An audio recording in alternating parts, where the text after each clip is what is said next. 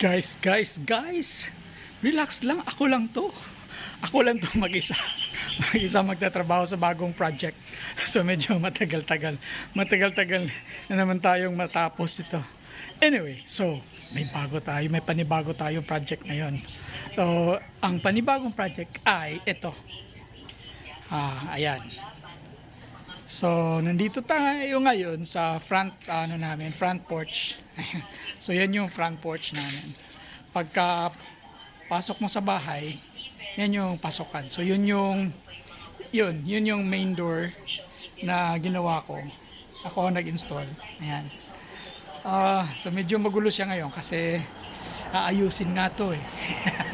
So, ang gagawin, lalagay tayo dito ng roof. Ayan, dyan sa itaas.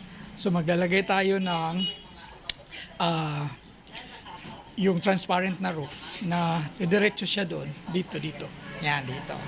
So yung paligid nito, siguro ang laki nito ay ano siya, nasa 16 by 13, 16 feet by 13 feet. Ganun. So yan dito. So ayusin namin to kasi ito yung magiging mudroom. Mudroom. So pagpasok, para hindi diretso ka agad doon sa living room, dito muna. So dito magpapalit ng shoes, dito basta. So yan, so lalagyan natin ng roof. Tapos i-enclose natin siya ng screen with metal framing. Yan. At saka i-extend natin siya ng konti. Tanggalin natin tong baluster. Ngayon, yan. Tapos, i-extend natin siya ng konti. So, ayun.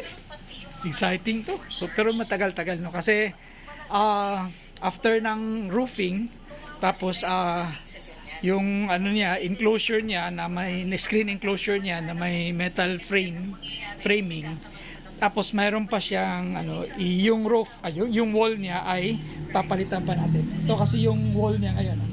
Ayan. So, exciting to. Kaya lang medyo may kamahalan yata. Pero di bali na kasi may financer tayo.